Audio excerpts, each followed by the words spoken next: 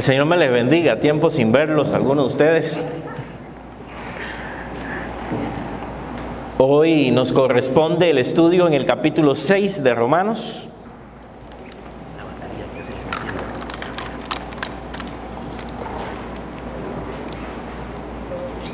Sí. Tienes que abrirme creo. Sí. Romanos capítulo 6. El pasaje es bastante largo, por lo cual lo voy a dividir en dos partes para poder estudiarlo bien. Vamos a ver una primera parte hoy. El tema lo he titulado Victoria sobre el pecado. Romanos 6, del 1 al 14. Trataremos de ver estos pasajes y los próximos en el próximo estudio bíblico. Leo para ustedes una porción. Dice Romanos 6:1. ¿Qué pues diremos? ¿Perseveraremos en el pecado para que la gracia abunde? En ninguna manera, porque lo que hemos muerto al pecado, ¿cómo viviremos aún en él? ¿O no sabéis que todos los que hemos sido bautizados en Cristo, hemos sido bautizados en su muerte? Porque somos sepultados juntamente con él para muerte por el bautismo, a fin de que como Cristo resucitó de los muertos por la gloria del Padre, así también nosotros andemos en vida nueva. Amén y amén. Habíamos hablado en la lección anterior acerca de cómo el apóstol Pablo hablaba sobre la justificación. Y para aquellos que no han estado viniendo, la palabra justificación significa ser declarados justos, ser declarados libres de toda culpa. El apóstol Pablo viene desglosando el tema de la justificación y usó en algún momento el ejemplo de Abraham. Usó cómo Abraham fue justificado no por las obras, sino por su fe, antes de que existiera ley y antes de que existiera la circuncisión. Pablo está demostrando que la gente se justifica delante de Dios no por obras, sino por su fe en Dios. Su fe en Dios es la que las declara justas o libres de culpa y aceptables delante de Dios. Estudiamos los beneficios, ¿verdad?, de esa justificación. ¿Qué beneficios tenemos? Que tenemos paz para con Dios, ¿verdad? Que tenemos al Espíritu Santo como ese sello en nuestras vidas, ese ayudador, y otros beneficios que están en el video pasado, ¿verdad? Que tenemos al haber sido justificados por Jesucristo, por medio de su sacrificio. Ahora el capítulo 6 trata de traernos un balance a una posible malinterpretación del tema de la justificación. Y siempre ha sido la discusión de algunos. ¿Se pierde o no se pierde la salvación, verdad? ¿Se tiene o no se tiene? Y se crean dos vertientes en la iglesia evangélica. En teología se le conoce como arminianos, aquellos que creen que la salvación se pierde, y aquellos calvinistas de Juan Calvino que creen que la salvación permanece y es un regalo. Y entonces ahí está, hay versículos de un lado y hay versículos de otro y versículos de uno, y no es mi tema hoy, sino el texto de Romanos. Pero el punto es que la salvación la hemos visto como un regalo, hemos visto que somos justificados por gracia, por medio de la fe, ya lo hemos estudiado, pero eso puede llegar a ser malinterpretado como que puedo hacer lo que yo quiera, como que ahora que Jesús me perdonó de mis pecados, tengo libertad para comportarme como a mí me dé la gana. Y entonces ahí es donde tal vez algunos de las corrientes arminianas o las corrientes pentecostales van a señalar a las iglesias tradicionales de liberales, porque creen que como la salvación no se pierde, puedo hacer lo que yo quiera. Y ni una ni otra, hay un punto medio. Y este punto medio está en este capítulo 6. Pablo ya adelanta a través de unas preguntas retóricas aquí en el versículo 1, por ejemplo, de lo que estarían pensando las personas a través de lo que él viene explicando. Entonces, para que esto no se malinterprete, Pablo entonces crea este capítulo o desarrolla este tema. Por lo menos hay 3 razones que se mencionan por la cual no debemos vivir en el pecado después de que hemos sido justificados. 3 razones, hoy veremos 2. Hay 3 razones. Hoy veremos 2 de esas razones.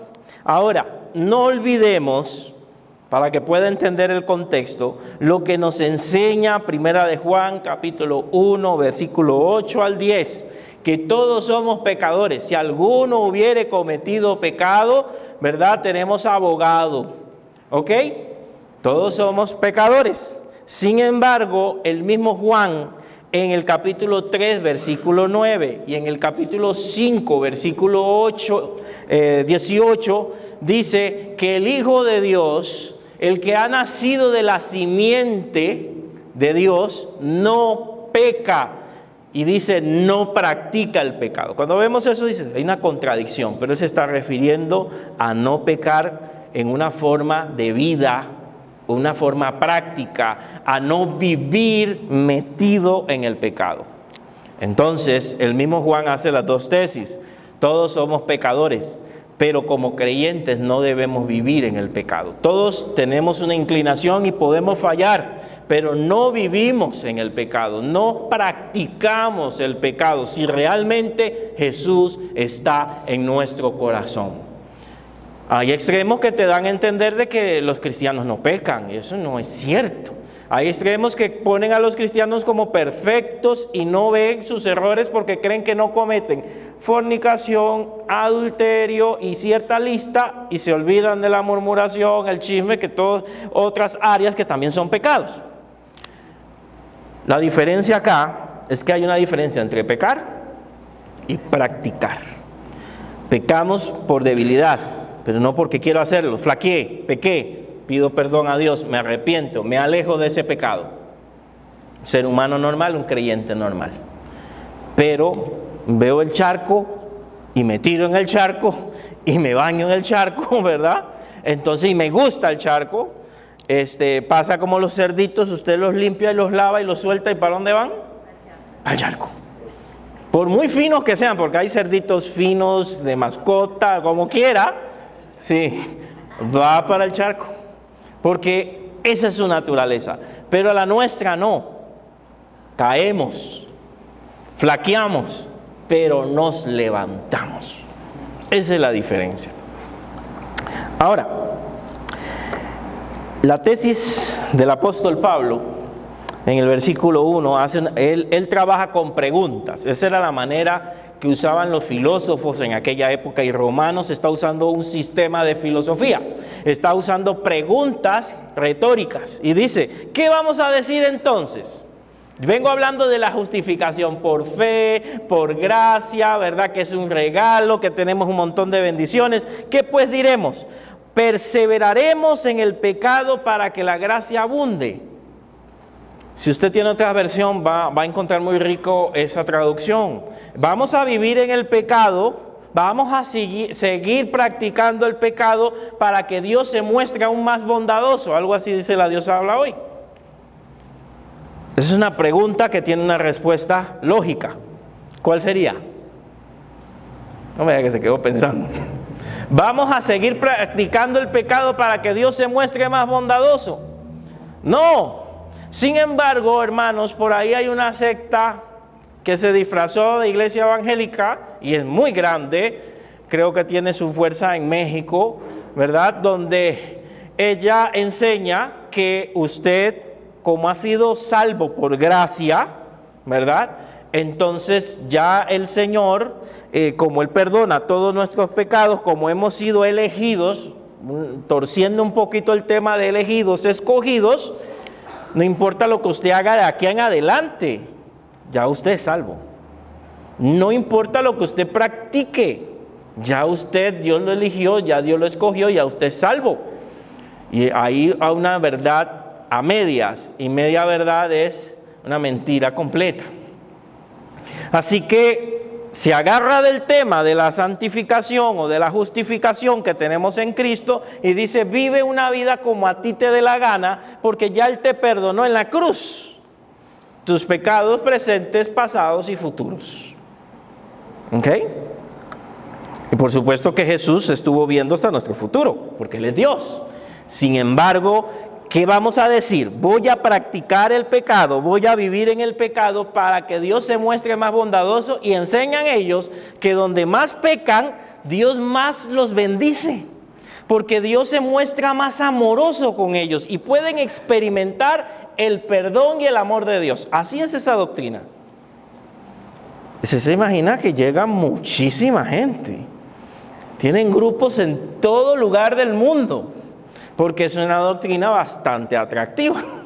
Llama la atención, y en algún momento su fundador, que ya murió, llegó al extremo, y ahí fue cuando lo detectaron como secta, decir que él era la encarnación de Jesucristo.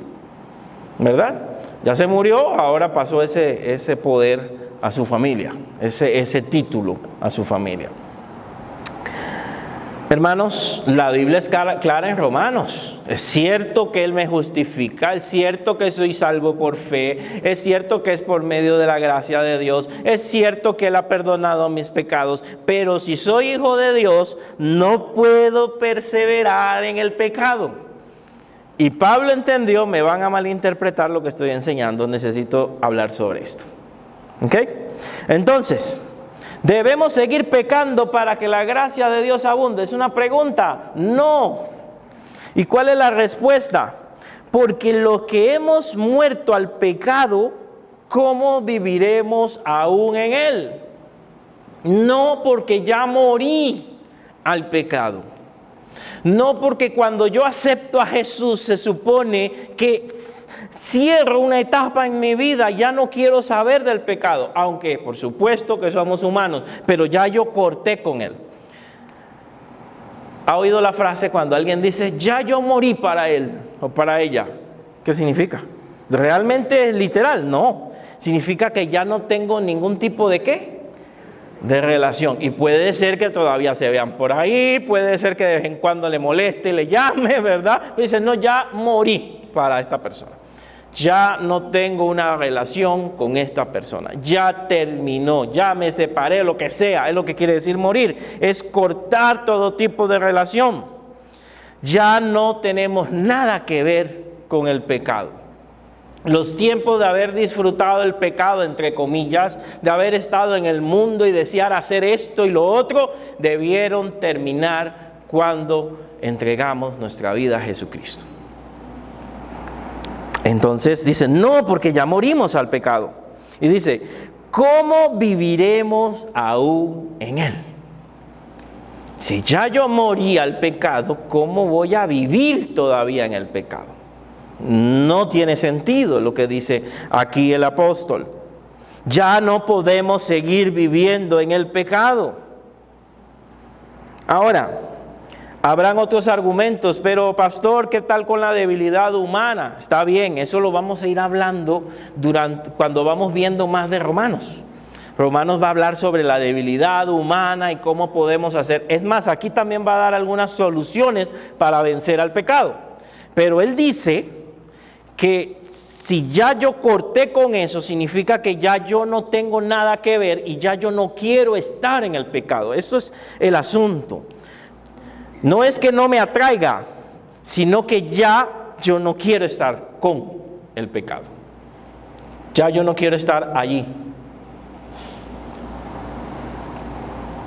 ¿Ok? No entiendo. Ya no podemos seguir viviendo. Ah, sí, perdón, qué herejía, hermanos. Sí, claro, gracias. Vamos a ver si lo podemos corregir en línea. Ya apareció. Sí, tenía que ponerlo en negrita. Qué bien que están vivos. Y ya no podemos seguir viviendo en pecado. Ya está diciendo una herejía, pero sin querer queriendo, dijo el otro. Ya no podemos seguir viviendo en él. Viene una pregunta en el versículo 3. Gracias, Melanie. Dice, estamos unidos con Cristo mediante el bautismo. Ahora vamos a usar el simbolismo del bautismo. El argumento de Pablo va a ser el bautismo. Dice, o no saben, o no sabéis que todos los que hemos sido bautizados en Cristo Jesús, hemos sido bautizados ¿en qué? En su muerte. Ok, quiero aclarar, la Biblia habla de dos tipos de bautismo, el bautismo en agua y el bautismo en el Espíritu Santo. Aquí no estamos hablando específicamente del bautismo en el Espíritu Santo, sino el simbolismo del bautismo en agua, ¿ok?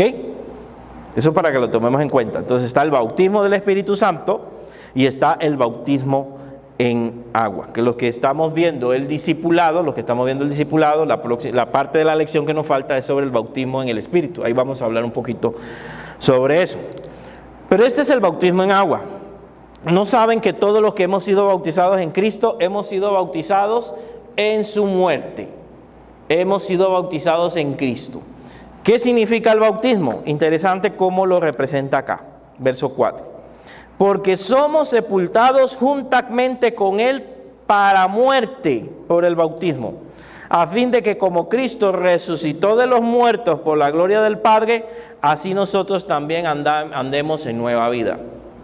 Si usted observa, la iglesia, por ejemplo, desde el tiempo de Juan el Bautista, se practicaba lo que era la inmersión, el bautismo por inmersión. ¿Cómo era el bautismo por inmersión? Bueno, este bautismo era donde descendían al agua ambos. Por aspersión, que es la más utilizada ahora por la Iglesia Católica, no significa que no se utilizaba. Se utilizaba, aspersión es que le echan el agua en la cabeza, ¿verdad? Se utilizaba cuando una persona no podía ser bautizada de esa otra manera, por su salud, por ejemplo. Alguien que tuviera un problema parapléjico, alguna persona, entonces se recurría a ese sistema para hacer el simbolismo. Cuando se metió luego la doctrina del bautismo de niños, porque se creía que entonces en algún momento un niño que no fuera bautizado, entonces su alma se perdía, había que bautizarlo para que su alma estuviera en comunión con Dios y cumplir con los sacramentos, ¿verdad? Desde ahí entonces también se aplicaba a los niños. Existen iglesias evangélicas que practican el bautismo por aspersión a personas que no pueden ser bautizadas de otra manera, ¿verdad? Pero generalmente el simbolismo tiene mayor fuerza cuando se hace con bastante y suficiente agua. Cuando vemos que Jesús fue bautizado, dice que Él descendió a donde estaba Juan el Bautista. Cuando vemos el eunuco en Hechos, ¿verdad? Vemos que Él descendió donde había mucha agua. Entonces, al decir descender, cuando usted baja para un río, generalmente descendemos. Y esa palabra da a entender que había abundancia de agua. Pero bueno, ese no es el tema principal, sino el simbolismo. El simbolismo tiene que ver con lo siguiente. Cuando sumergimos a una persona, digamos, la sumergimos, ¿qué estamos simbolizando ahí según el texto? Ayúdenme a ver. ¿Qué está? Muerta. Por eso así la colocamos y la hundimos bien. ¿Qué está? Sepultada. Que su vida pasada ha muerto a su vida pasada. Cuando la levantamos, ¿qué significa? La resurrección, que ha despertado a una nueva vida. Entonces Pablo está utilizando aquí el simbolismo del bautismo para decirle, miren, ustedes se bautizaron, ustedes simbolizaron la muerte al viejo hombre y la resurrección a una nueva vida. ¿Cómo es que quieren estar practicando las cosas que han abandonado? Los pecados que han dejado atrás. No se puede. ¿Por qué? Porque usted aceptó a Jesús y lo simbolizó. Simbolizó la muerte y simbolizó la resurrección en su vida. ¿Ok? Entonces, esto es un poquito profundo porque es un simbolismo y nos estamos uniendo a Cristo y simbolizando en Cristo la muerte y la resurrección. Es ahí la importancia del bautismo en agua. Es muy importante. Es ahí la importancia de la cena del Señor, porque también representa muerte y resurrección. Y no solamente que Jesús murió, sino que yo también morí con Él. Con Cristo, dice la Biblia, estoy juntamente crucificado. Ya no vivo yo, mas Cristo vive en mí. Y lo que ahora vivo en la carne, lo vivo en la fe del Hijo de Dios, el cual me amó y se entregó a sí mismo por mí. En Gálatas encontramos eso. Entonces me identifico con su sacrificio cuando lo acepto, y cuando me bautizo estoy publicando al mundo de que he cambiado mi vida pasada, y ahora empiezo una nueva vida en Dios. Así que él argumenta eso. Ustedes ya no pueden estar practicando el pecado como si fueran igual gente común. Ya ustedes tomaron una decisión por Jesús. Entonces, amados, la práctica que tenemos a veces cuando queremos que alguien busque al Señor y acepte al Señor, y no está mal, no quiero que me malinterprete, y le decimos a alguien que repita la oración de fe para que Cristo entre en su corazón, está bien, ese es un inicio. Yo te acepto, te recibo como mi Salvador, y a veces lo dejamos ahí.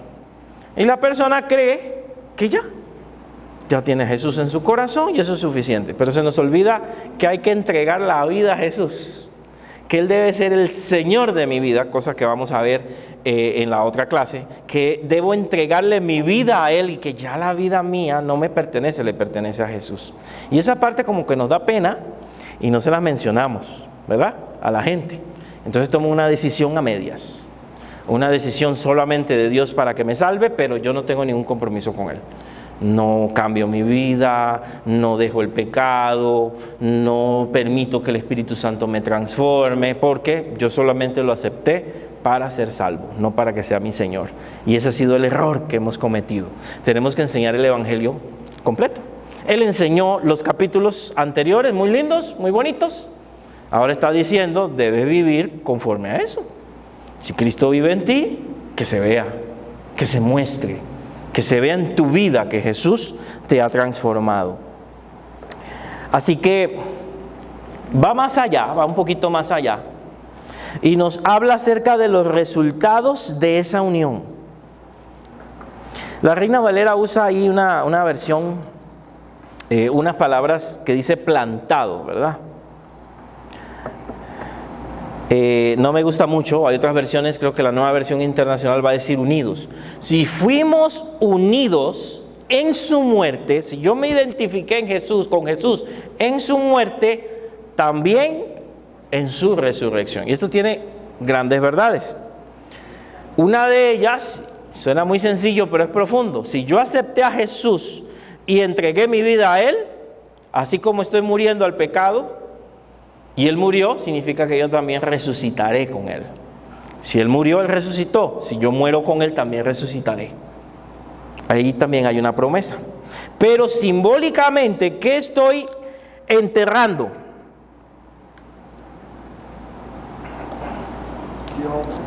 ¿El viejo qué? El viejo hombre. No es el esposo, ¿verdad? No es el esposo. A eso no se refiere con el viejo hombre. Porque alguien una vez interpretó eso mal. No se refiere a eso, sino que se refiere a mi vieja naturaleza, mi naturaleza anterior, mi forma de ser antigua. Ok, y yo quiero aclarar que cuando estamos empezando en el Señor a veces no se nota mucho la diferencia, pero sí hay diferencias, sí hay cambios. Pero es mi viejo hombre, mi vieja forma de ser, mi vieja manera de ser. ¿Qué pasó con eso? Nuestra vieja naturaleza, así lo puso, fue crucificada ¿dónde? Con Cristo Jesús. Mi vieja naturaleza, pero pastor, ¿cómo es que fue crucificada? Y yo todavía siento cosquillas cuando suena esa música, ¿verdad? Todavía se me mueve el cuerpo cuando esto, todavía me atrae el olor a tal cosa. No sé, por ponerle algo. ¿Ah? Porque todavía somos humanos. Y aquí hay un detallito, hermanos, que tenemos que tener en cuenta. Nosotros hemos vencido, hemos crucificado la vieja naturaleza. Esto significa que ella ha perdido poder. Ha perdido poder, está moribunda. Pero todavía está ahí. Fue crucificada, está ahí. Cuando busco de Dios, la estoy clavando más. Cuando busco de Dios, ella pierde fuerza. Pero cuando hago las cuestiones de la carne, el alimento, ella agarra fuerza y cuidado, se desclava de la cruz. ¿Verdad? Como digo yo, la gente que se baja de la cruz y le dan con la cruz a otros. ¿Verdad? Estamos crucificados con Cristo. Y este cambio que debe haber, hermanos, por ahí creo que vi una noticia, era vieja, pero la vi hasta ahora, una persona allá en Guanacaste que casi se ahoga, ¿verdad? Y estas experiencias son terribles. Esta persona estaba con otras y la marea los tiró más adentro, entonces trataron de agarrarse entre ellas para poder salir y no, sino que se hundían más y se hundían más y trataba él de empujar y no, hasta que varias de ellas comenzaron a salir y él veía que se iba alejando y ya no tocaba la arena ni nada, sino que entonces se encomendó al Señor, ¿verdad? Ya se iba a dejar, como entran como un sueño donde la persona se deja morir. Y en medio de eso parece que había una lancha por ahí y lo pudo rescatar. Entonces cuando él salió de eso, ¿usted cree que esta persona quiso meterse al agua de nuevo? Por lo menos en ese momento. La impresión que tiene, el miedo que le dio, la dejó paralizada y no se metió al agua por buen tiempo, ¿verdad? Entonces, hermanos, si hemos sido rescatados por Jesús, si nos sacaron de las aguas y nos estábamos ahogando, usted se imagina a alguien que lo están sacando del agua, ¿verdad? Y de repente al ratito, ay, muchas gracias, voy para adentro de nuevo. ¿Cuántos me acompañan? No tiene sentido. Por lo menos en esas horas no tiene sentido. Diríamos, esta persona está loca, ¿verdad? Debería estar ahí encomendándose a Dios y agradeciendo por su vida o llorando o viendo qué hace. No tiene sentido. Y así pasa. El Señor nos rescató, nos liberó y algunos dicen, voy de nuevo. De a donde me sacó, voy de nuevo porque la verdad sí me gusta el agua, no importa que me estaba muriendo, pero sí me encanta. Entonces no tiene sentido. Por eso dice, es que no podemos, no debemos, cambiamos, hemos hecho un pacto, un trato con el Señor. Ahora, el resultado de esta unión es que nuestra vieja naturaleza, la carne, ¿verdad? Que se habla en otros textos como la carne, que le llama vieja naturaleza porque algunos pensaron que era la piel, entonces prefiero llamarla vieja naturaleza, que también es una traducción, que carne, porque podemos malinterpretarlo. Nuestra vieja naturaleza fue crucificada con Cristo. Veamos el versículo 6:6, dice: sabiendo esto, que nuestro viejo hombre fue crucificado, ¿cómo? Juntamente con él. O sea, me identifico con su sacrificio y me uno con él, para que el cuerpo del pecado, esa palabra cuerpo del pecado, que uno quedaría patinando, ¿qué es cuerpo del pecado? El cuerpo es lo que tiene movimiento, lo que tiene fuerza. Otras versiones van a decir el poder del pecado. Entonces ahí ya captamos más. El cuerpo del pecado, el poder del pecado sea destruido. ¿Qué fue crucificado en la cruz? Él lo va a definir más adelante, más claro. Aquí dice cuerpo, o sea, toda la fuerza del pecado. ¿Qué fue crucificado en la cruz? El poder del pecado. El pecado sigue, pero él perdió poder sobre nosotros. El poder del pecado fue crucificado, sea destruido a fin de que ya no sirvamos más al pecado. O sea, fue crucificado el poder de esa vieja naturaleza que teníamos para liberarnos. No significa que el pecado no tenga fuerza. El pecado es como una serpiente a la cual ya usted le cortó la cabeza, ¿verdad? Córtele la cabeza a una serpiente, pero descuídese esa cabeza. A veces han mordido estando muertas a unas personas por lo menos unos segundos. Buscan morder. Igual es Satanás. Ya perdió fuerza y sigue haciéndonos daño. Y el pecado perdió poder sobre lo que hemos aceptado a Jesús. perdió fuerza sobre nosotros. No es lo mismo usted que alguien que no tiene a Cristo, que tal vez dice yo quiero salir de eso y no puede. A usted se le ha dado el poder del Espíritu Santo para vencer al pecado y el pecado o el poder del pecado perdió fuerza en su vida. El problema es que nos puede gustar tanto que nos queremos tirar de nuevo al agua. Ya ha perdido poder. Y ahí es donde él dice en el versículo 8 que si morimos con Cristo, creemos que también viviremos con Él, ¿verdad? Y aquí vienen varias ideas más. La muerte pone el ejemplo de Jesucristo. Como Jesús resucitó, ¿qué pasa con Él? La muerte ya no tuvo dominio sobre Jesucristo, ya no lo pudo controlar, ya no tenía lugar contra Él, porque Él había resucitado. Él murió al pecado, dice aquí, una vez, verso 10, y vive para Dios. La muerte no lo pudo detener, es lo que quiere decir. Entonces, simbólicamente, si morimos al pecado, el pecado ya no tiene poder sobre nosotros, ya no nos puede atrapar, ya no nos puede detener, porque Jesús nos dio la victoria. Ahora, ¿lleva tiempo madurar y crecer? Sí. ¿Lleva tiempo dominar los deseos pecaminosos? Puede ser que lleve tiempo, pero nos ha dado la fortaleza para vencer al pecado. Ya Él no tiene poder sobre nosotros. No significa que no nos pueda hacer daño. No significa que no podamos resbalar si nos descuidamos. Pero ya fue debilitado en la cruz. Su poder fue debilitado en la cruz. Murió al pecado una vez y vive para Dios. Aquí viene ya la comparación, ¿verdad? Esto es simbólico. Jesucristo murió y resucitó. La muerte no lo dominó. Murió al pecado, o sea, nosotros morimos también al pecado una vez y vivimos para Dios. Igualmente estamos muertos al pecado, pero ahora ¿qué estamos? Vivos para Dios. Entonces, cuando le echamos la culpa al diablo, porque uno ve mucha gente que dice, hermano, es que el diablo me atacó. Sí, puede ser cierto.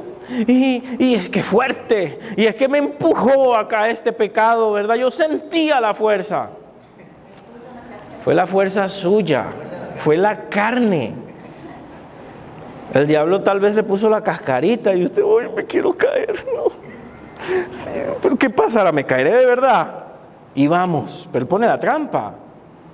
La atracción, sí, él trabaja ahí con la atracción, la seducción, ¿verdad? Y trata de despertar ese deseo pecaminoso que se supone que está crucificado y ahí muerto, ¿verdad? Ahí está el deseo pecaminoso, pero trata de levantarlo y de repente hace así. Quiere resucitar. Quiere levantarse y usted tiene tiempos en el Evangelio, pero hermanos, creo que todos lo hemos experimentado. Deje de congregarse, deje de buscar de Dios, deje de la palabra de Dios, deje de estar cerca del Señor y comienza a levantarse cosas que usted había dominado. De repente se le sale una palabrita por ahí, ¿esto de dónde salió? ¿Verdad? No una palabrita santa, ¿verdad? Una palabrita ahí. De repente se siente más chichoso que de costumbre. La carne se quiere levantar. La carne quiere despertar. ¿Ok? Entonces nosotros tenemos que entender de que estamos en una lucha espiritual. Pero ya el sacrificio de Jesús nos dio la victoria anticipada. Ahora hay que apropiarse de esa victoria.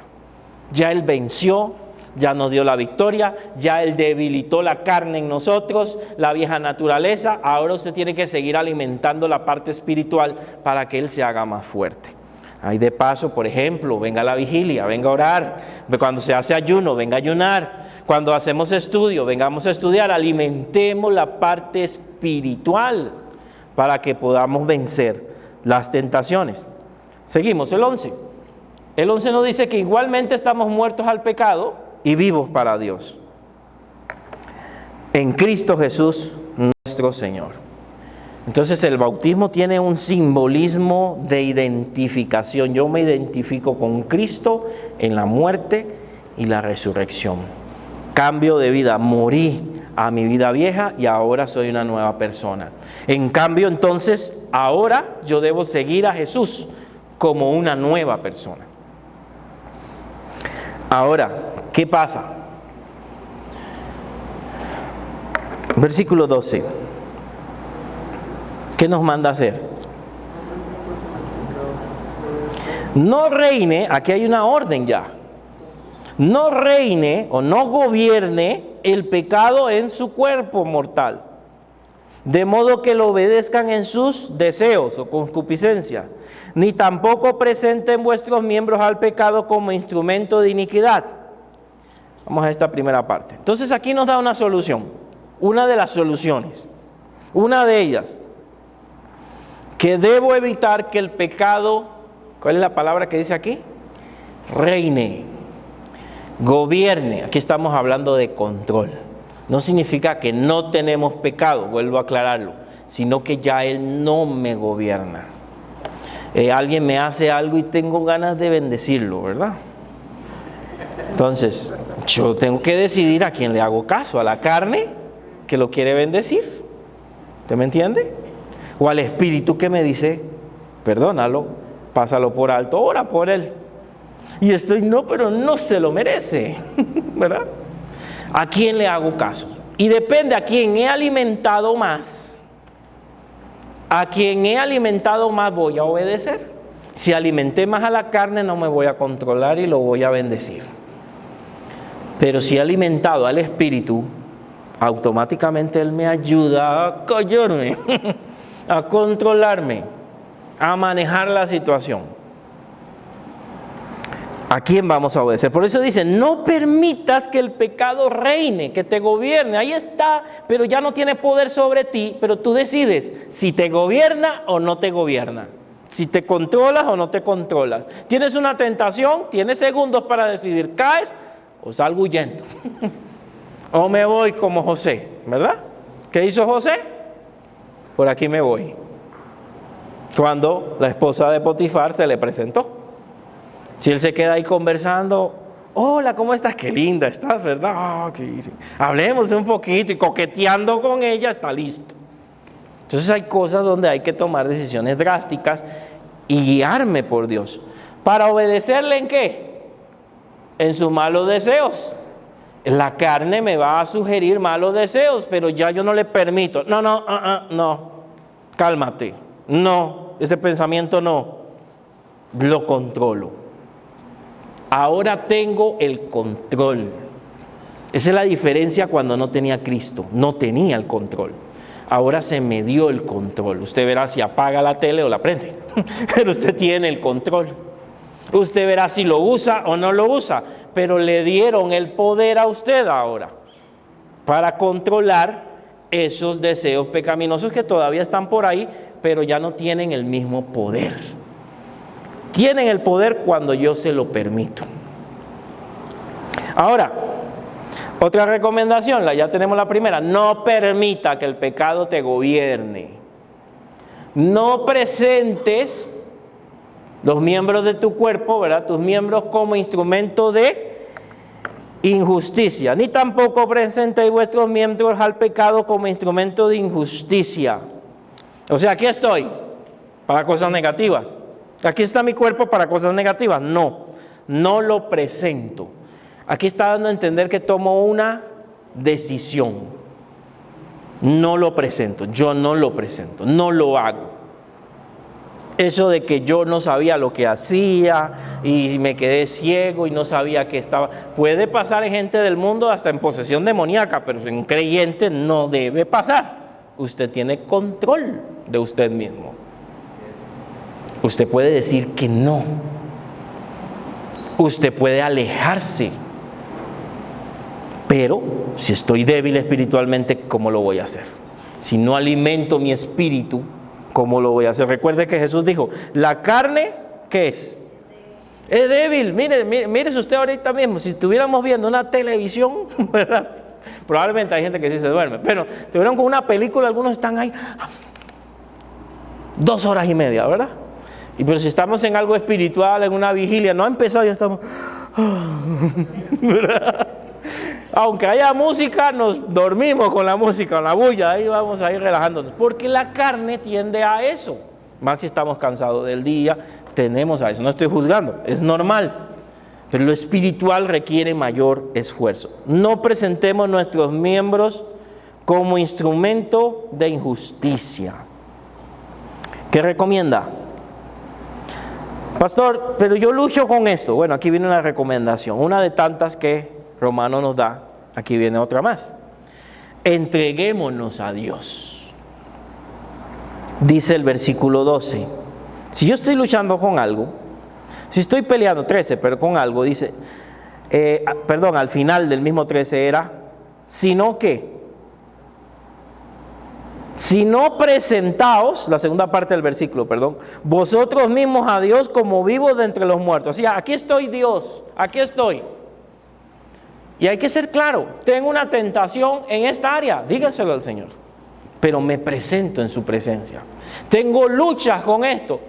Soy chichoso, no me aguanto a nadie. Y eso me ha traído problemas, ayúdame. Soy impaciente. O tengo una tentación con X cosa, me presento delante de Dios y le soy sincero, aquí estoy. Y el Señor se glorifica en nosotros, hermanos. Me debo presentar como vivo de entre los muertos. Aquí está mi vida. ¿Y qué presento? Los miembros de mi cuerpo para Dios. Aquí están mis manos, aquí está mi vida, para que tú la uses, no el diablo, no el pecado. Me presento ante Dios. Entonces aquí hay un acto de consagración. Aquí hay un acto donde me presento delante de Dios para que Él se glorifique. Eso significa, si Él ve esto de corazón sincero, aunque yo esté luchando con X cosa, y aquí no estoy condenando a nadie que tenga una lucha. No quiero que usted salga aquí, ahí soy el pecador más grande porque lucho con esto. No, el Señor te está dando un recurso. Preséntate delante de Él. Preséntate delante de Él. Él te dará la fuerza, Él te dará la victoria, Él te ayudará a salir de esa tentación, de esa atracción. Él fortalecerá tu espíritu. Nadie es perfecto y no venimos al Evangelio fuertes, nadie.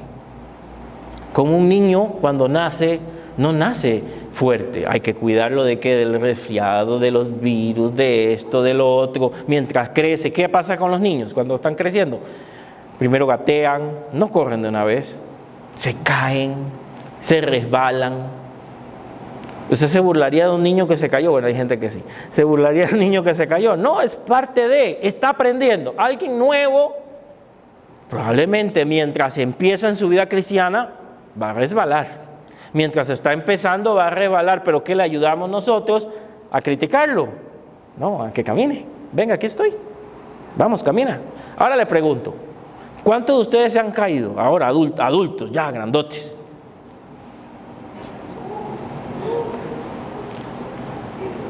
No cae un cristiano, no peca, no falla, sí, pero no anda en el suelo todo el tiempo, ¿me entiende? No es como el niño que constantemente se está cayendo, no, porque ya maduramos, ya crecimos, se supone que sabemos caminar, ¿verdad? Pero puede haber un tropezón, puede haber una falla. Y eso tenemos nosotros que entender, en vez de juzgar a nuestros hermanos que caen, que fallan o que flaquean con algo, tenemos que ayudarlos, si lo permiten. Tenemos que orar por ellos. Tenemos que animarlos y enseñarles cómo pueden fortalecer su vida espiritual para superar X circunstancia. Y vea que estábamos hablando de dominio en el verso 14. Porque el pecado, dice, no se enseñoreará, o sea, no te dominará. No se enseñoreará de vosotros. Pues ya no estáis bajo la ley. La ley no podía cambiar a las personas. La ley solo decía, no matarás, y terminaban matando. No harás esto, y terminaban haciéndolo. Como cuando ponemos un letrero y decimos, pintura fresca, no tocar. ¿Qué hace la ley? Vamos a tocarla, porque es nuestra naturaleza. Pero la gracia de Dios nos da el poder para poder, valga la redundancia, vencer la tentación. Ya no tengo que estar asumido. Y lo que viene más adelante va a hablar de la esclavitud. Ya no soy esclavo del pecado, como está ese canto, ¿verdad? Que a veces entonamos. Ya yo no soy esclavo del pecado. Soy libre en Cristo Jesús. Ya no me tiene que dominar. Que necesito fuerza, sí. Que algunos necesitamos ayuda, sí. Pero ya Él me liberó. Ya no me puede controlar como lo hacía antes. Ahora depende de mí si me mantengo libre o me vuelvo a atar. Así que soy salvo y listo. No, hay que buscar un balance entre esto. Sí soy salvo por gracia, yo creo que somos salvos por fe, yo creo que es un regalo de Dios, pero el verdadero Hijo de Dios, hermanos, el que realmente entregó su vida a Jesucristo, no va a vivir en el pecado. Y si está fallando, porque es un ser humano, va a luchar por levantarse, va a desear, va a buscar la ayuda porque no quiere estar ahí. Y lo va a alcanzar, y lo va a lograr. Cuando una persona persevera, lo logra, lo va a lograr avanzar, va a lograr firmeza. Le invito a que usted pueda leer los demás versículos, que va a hablar sobre ser siervo de Dios o esclavo del pecado, del verso 15 al verso 23, donde él cierra ya esta temática y luego se va a otros temas. Vamos concluyendo entonces. Ya nuestra vida, nuestra naturaleza pecaminosa ha sido derrotada. No podemos seguir viviendo en el pecado. ¿Ok? Vuelvo y repito, no estamos hablando de gente perfecta y que nunca falla. Estamos hablando de gente que si se cae, ¿qué pasa si te caes, hermanos? Es la lógica. ¿Ha visto a alguien que se queda ahí, se echa tierra, verdad? Ay, no, aquí me quedo. Bueno, sí, si tiene un problema mental o algo, sí, puede ser. Pero generalmente, si nos caemos, ¿qué buscamos? Eso es un cristiano verdadero. Cae, pero se levanta. Cae, pero se levanta. Y no vuelve a pasar por ahí, para no volverse a caer. Se va a cuidar. Eso es lo que estoy hablando. Nos hemos unido a Cristo simbólicamente en el bautismo. Estamos unidos. Y no solamente en el bautismo, en el momento que creí en Jesús, porque el bautismo es simbólico de lo que yo he creído en Jesús. Entonces, yo me he unido a Cristo y ya no puedo seguir viviendo, vuelvo y lo subrayo, viviendo en el pecado. ¿Qué pasa con nuestros cuerpos? Antes lo utilizábamos para cosas negativas y lo llevábamos a cualquier lugar. Ahora nuestros cuerpos debemos presentarlos y ofrecerlos como instrumento del bien. Aquí está mi cuerpo, Señor, para que tú lo uses para tu gloria, para que hable cosas positivas, para que te alabe, te sirva, trabaje para ti. ¿Estamos unidos en qué? En su muerte y resurrección, y ya no estamos bajo el poder, apréndanse esa palabra, el poder del pecado, que le llama cuerpo de pecado y le llama otras formas. El poder del pecado ya no puede controlarnos. El pecado siempre va a estar, porque somos seres humanos, pero ya no tiene esa fuerza. Estamos bajo la libertad que otorga ¿quién? La gracia, no una lista de pecados que no podemos hacer, no es una ley, no hagas esto, no hagas lo otro, aunque hay en la Biblia encontramos cosas que no debemos hacer, pero no es eso, es el poder del Espíritu Santo que nos ayuda a cambiar. Las leyes por sí solas no nos van a cambiar, es el poder de Dios. Donde más leyes, hermanos, más vamos a ser tentados. No tienes por qué vivir dominado por el pecado. Dios ha destruido el poder del pecado en nosotros. Él lo ha debilitado. ¿A dónde?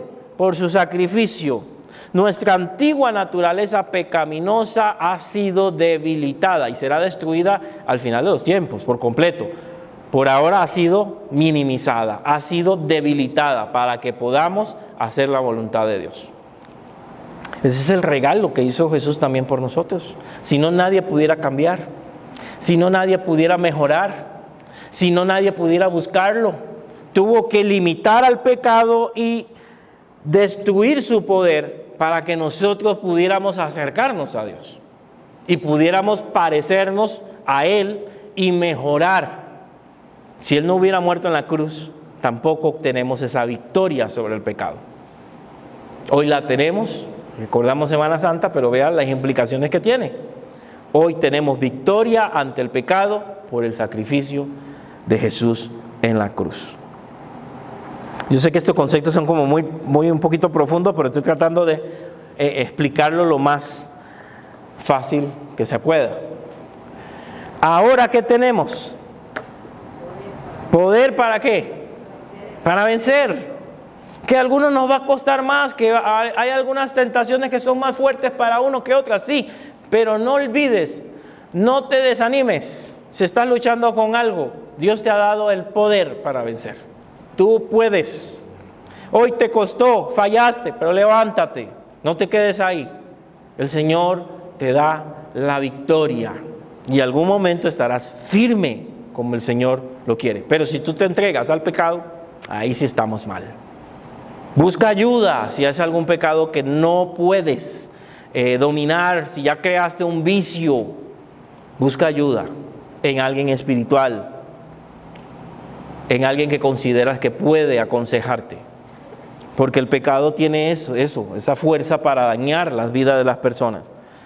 Pero a veces necesitamos, además de la oración, la ayuda de un consejo o la guía de alguien. Preséntate en oración a Dios, dedícale tu vida para que Él tome el control. Hay pasajes que dice que debemos presentar nuestra vida en sacrificio vivo, santo y agradable. Yo soy el sacrificio. Ya no quiere el Señor otros sacrificios. Somos nosotros el sacrificio vivo. Y cuando yo me presento ante Dios, Él no te va a defraudar, Él te va a ayudar. Él te va a ayudar a vencer ese pecado al salir adelante. Así que, amados, este es parte de los beneficios que tenemos al recibir a Jesús en nuestro corazón. Tenemos el poder para limitar el pecado en nosotros y para que Dios se glorifique en nuestra vida. Perfecto no vamos a ser, pero vamos caminando hacia esa perfección en Cristo Jesús. Así que vamos a cerrar acá. Muchas gracias a cada uno de ustedes. No deje de animarse a seguir estudiando con nosotros. Vienen temas muy interesantes. En algún momento vamos a ver también la predestinación, la elección. Aquí se habla un poquito de eso. Se habla un poco del futuro de Israel. También hay una sección un poco sobre los dones o habilidades que Dios da a través de su Espíritu a las personas para servir. Vienen temas muy interesantes en Romanos, así que ánimo. Y siga adelante y anime a aquellos que no hemos visto o que se han ido enfriando para que estén también con nosotros. No olvide que el próximo miércoles que tenemos vigilia. ¿Y cuál es el propósito de la vigilia? Bueno, orar por nuestras necesidades, pero orar por nuestra iglesia para que Dios la siga bendiciendo. La obra de Dios no se sostiene por hombres, se sostiene por el Señor. Y para que Dios se siga glorificando en nosotros, tenemos que buscarle. Entonces vamos a tener un tiempo, por supuesto, tiempo de canto, tiempo de reflexión, tiempo de oración, un receso en medio, ¿verdad? Lo que a algunos les gusta. Probablemente hay un café en medio, probablemente entre las 8:30 y 9, para empezar la segunda etapa. Si usted no puede estar en las dos, venga alguna de las dos. O esté en una parte o un parte de la última, no sé, pero vengamos y apoyemos a esta actividad. ¿Por qué lo hacemos? Porque queremos dormir tarde. ¿Usted cree que yo quiero dormir tarde? ¿Verdad? No, hermanos. Porque la obra de Dios se sostiene con oración. Y necesitamos que Dios se siga glorificando en nosotros. y que podamos ver más gente en este lugar, podamos alcanzar más almas, gente que necesita oír el mensaje de Dios, pero necesitamos orar para que el Señor rompa esas cadenas, porque nosotros no podemos convencer a las personas, es su Espíritu Santo. Oramos. Padre eterno, Padre celestial, queremos darte muchas gracias por permitirnos llegar hasta este capítulo. Y vemos cómo nos vas llevando de capítulo en capítulo a través de las Escrituras para entender la gran bendición que es la salvación, pero la responsabilidad que tenemos cuando hemos entregado nuestra vida a ti. La responsabilidad que tenemos de, Señor, vencer al pecado. Todos somos pecadores, Señor, pero nos has dado, Señor, la fuerza, el Espíritu Santo para poder vencer, para poder minimizar la fuerza del pecado. En la cruz ya lo debilitaste y ahora nos ha dado tu Espíritu Santo para seguir debilitándolo día tras día, para acercarnos a ti. Yo te pido, Señor, por aquellos que estén luchando con alguna obra de la carne, con algo de la naturaleza pecaminosa, que puede ser algo que parezca muy sencillo, con el carácter, con las emociones, o una tentación que alguien puede tener, Señor, con alcohol o hasta drogas, con el sexo opuesto, no sé, no somos quien para juzgar. Señor, dale la victoria a estas personas, danos la victoria, que nos podamos presentar ante ti y recibir ese poder que ya ha sido ganado en la cruz del Calvario para vencer cualquier tentación. Tú nos has hecho, y lo vamos a estudiar aquí más adelante, más que vencedores. Queremos ser vencedores, no derrotados. Queremos ser victoriosos. Te pido por las personas que están empezando, Señor, que ellos puedan comprender que es un proceso, que no estamos para juzgar a nadie en ese proceso, pero sí estamos para apoyarles, ayudarles a crecer, ayudarles a avanzar, ayudarles a salir adelante. Como alguien también nos ayudó a nosotros.